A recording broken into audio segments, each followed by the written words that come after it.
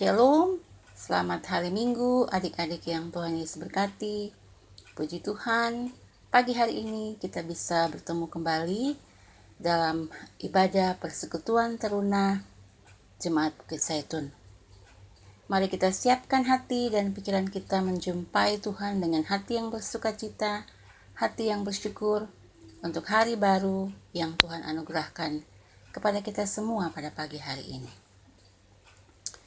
Untuk mengawali ibadah kita pada pagi hari ini, mari kita memuji Tuhan dari Kidung Jemaat 18, Allah hadir bagi kita, baitnya yang pertama.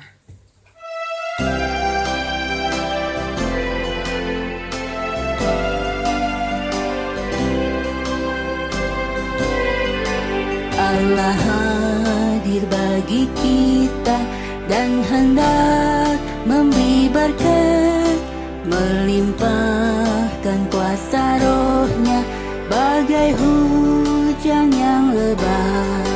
Dengan Roh Kudus ya Tuhan, umat-Mu berkatilah, baharui hati kami, oh curahkan kurnia.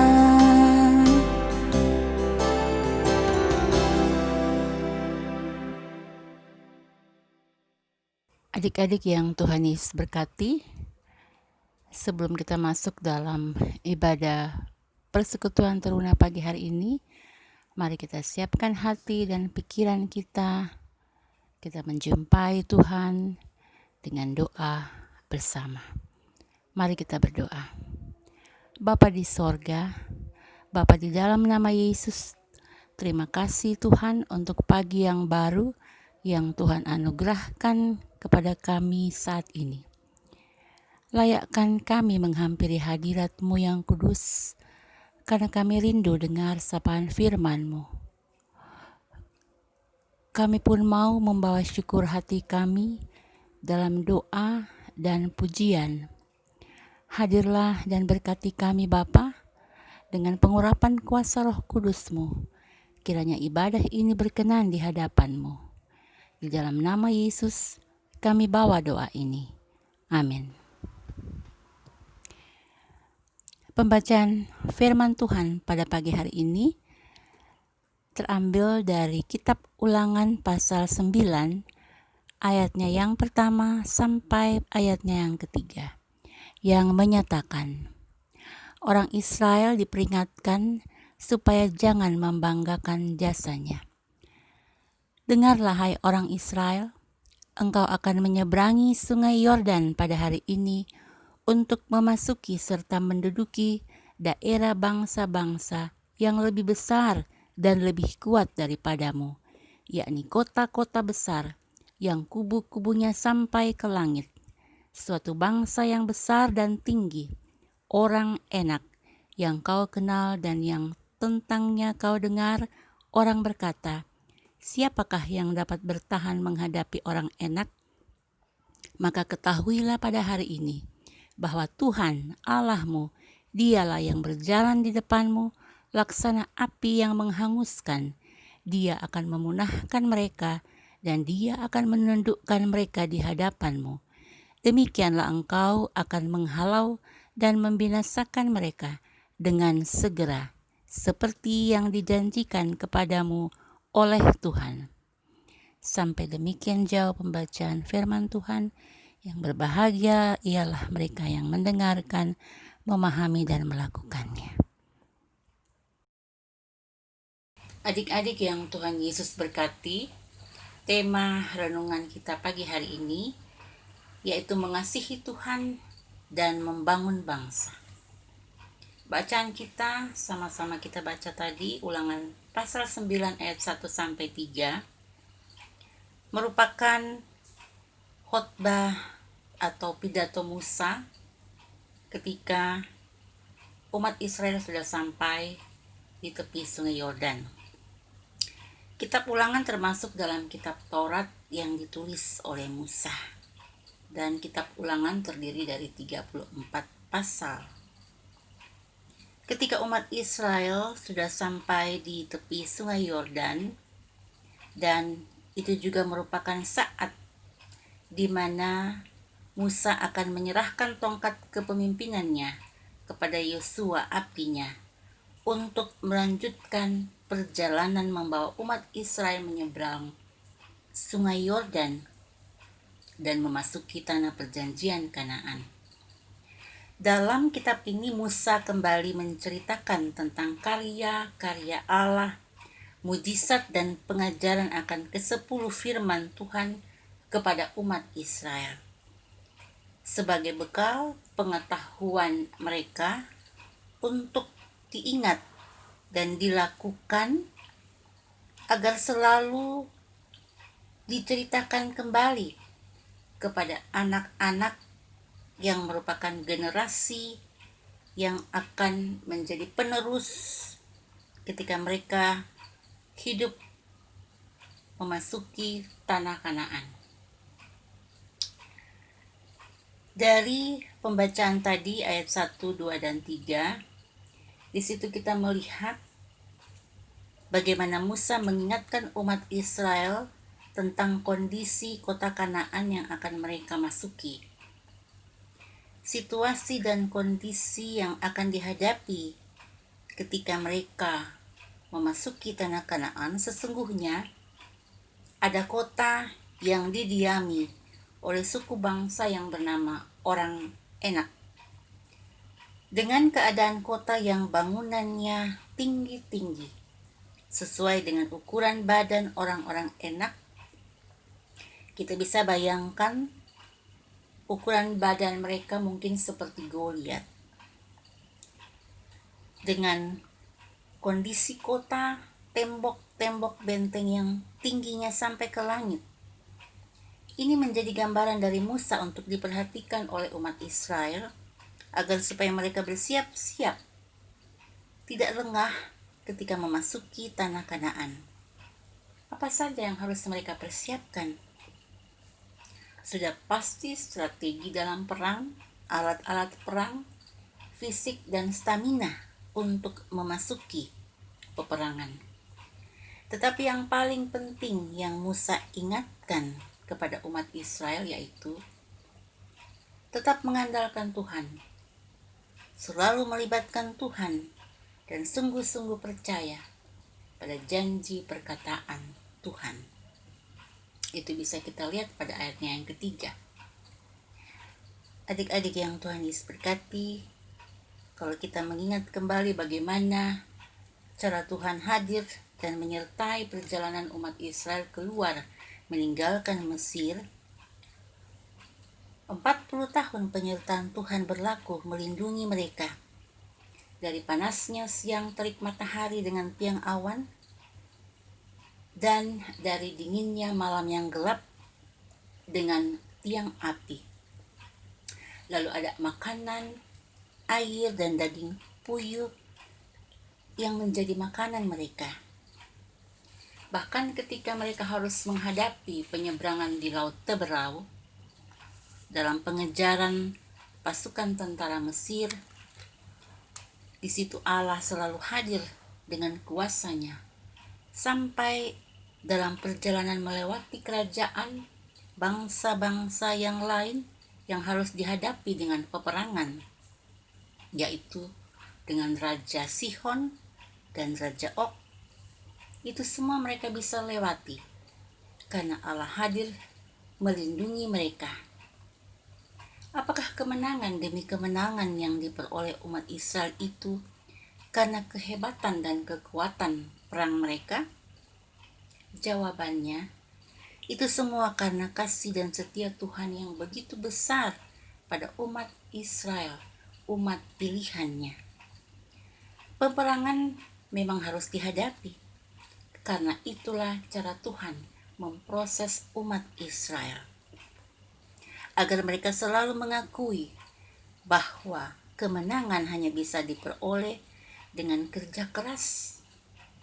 Dan di dalam setiap usaha dan kerja yang keras, ada tangan Tuhan yang kuat yang turut bekerja. Peperangan harus dihadapi karena ada rencana Tuhan di dalamnya. Itulah cara Tuhan menghukum setiap pemberontakan yang melawan Tuhan pada saat itu.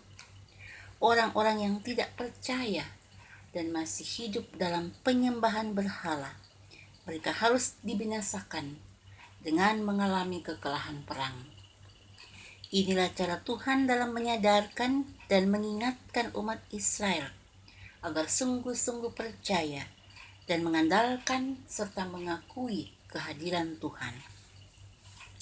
Dari cerita ini, sebagai teruna gereja, kiranya ada pesan yang baik yang bisa diambil dalam melanjutkan hari esok dengan sungguh-sungguh sadar bahwa setiap teruna diberikan tanggung jawab, baik dari sekolah, orang tua, terlebih Tuhan.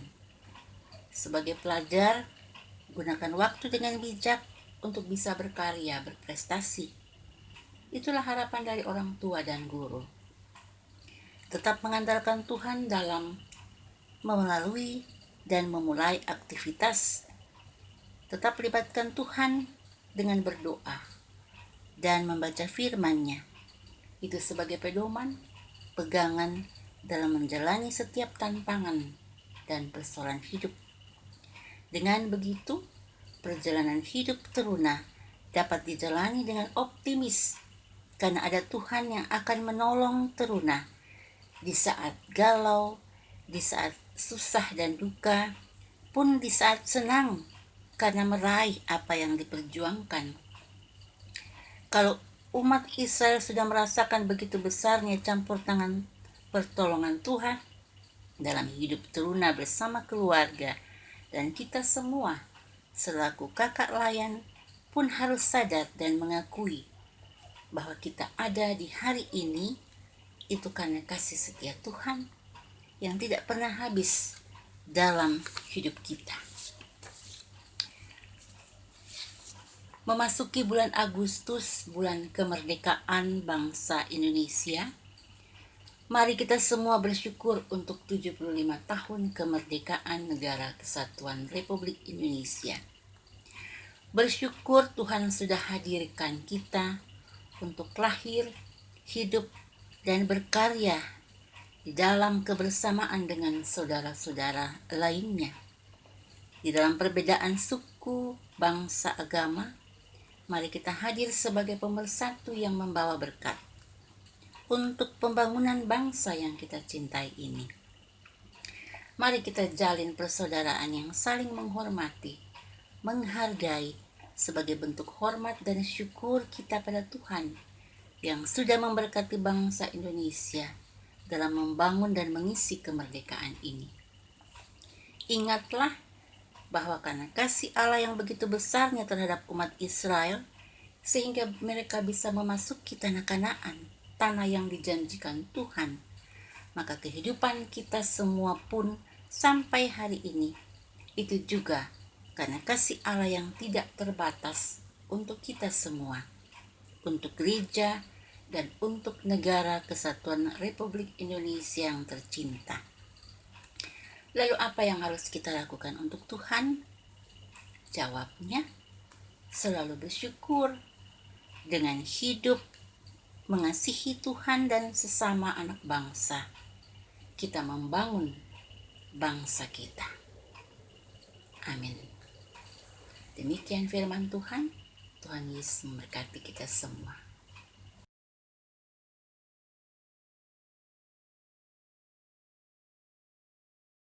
Untuk merespon firman Tuhan pagi hari ini, bersama kita melakukan Kidung Jemaat 18, baitnya yang keempat.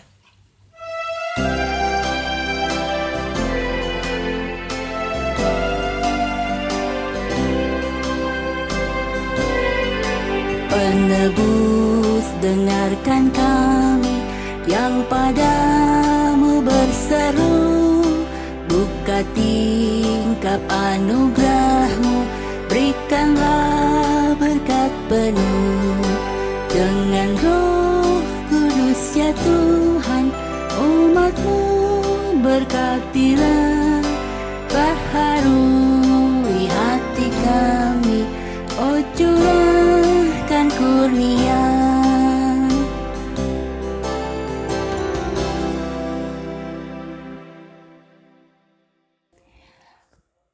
Bersama kita siapkan hati dan pikiran kita masuk dalam doa syafaat. Kita berdoa. Bapa Sorgawi, firman-Mu sudah kami dengarkan. Kiranya Tuhan berkati hati dan pikiran kami dalam memahami firman-Mu. Dan di dalam pertolongan Roh Kudus Tuhan, kami dimampukan melakukannya dalam hidup dan kerja kami setiap saat. Di dalam syafaat ini, kami membawa syukur dan terima kasih kami Bapa untuk semua cinta kasih Tuhan dalam kehidupan kami, sehingga saat ini kami boleh ada di dalam persekutuan yang memuliakan nama-Mu. Seluruh hidup kami hanya mau bawa di dalam tangan Tuhan saja, sehingga setiap kerinduan, rencana dan pengharapan juga pergumulan kami saat ini boleh kami hadapi bersama Tuhan. Baik kami sebagai anak-anak teruna, semua kakak layan, gereja Tuhan, para pendeta dan majelis, Tuhan berkati seturut dengan peran dan tanggung jawab kami masing-masing. Sehingga kami dikuatkan, dimampukan untuk melayani Tuhan, bekerja, berkarya dan berprestasi hanya untuk hormat dan kemuliaan nama Tuhan saja. Kami pun berdoa untuk bangsa dan negara kami, kota di mana kami hidup dan beraktivitas. Tuhan berkati, dan kami sungguh-sungguh percaya karena cinta kasih dan sayang Tuhan saja kami boleh ada sampai saat ini. Terima kasih Bapa. Sambut dan dengarlah doa syukur ini yang kami naikkan di dalam nama Yesus Tuhan yang sudah mengajar kami berdoa. Bapa kami yang di surga, dikuduskanlah nama-Mu, datanglah kerajaan-Mu, jadilah kehendak-Mu di bumi seperti di surga. Berikanlah kami pada hari ini makanan kami yang secukupnya, dan ampunilah kami akan kesalahan kami, seperti kami juga mengampuni orang yang bersalah kepada kami. Dan janganlah membawa kami ke dalam pencobaan, tetapi lepaskanlah kami daripada yang jahat. Karena Engkaulah yang punya kerajaan dan kuasa dan kemuliaan sampai selama-lamanya. Amin. Demikianlah ibadah hari Minggu Persekutuan Teruna pada pagi hari ini.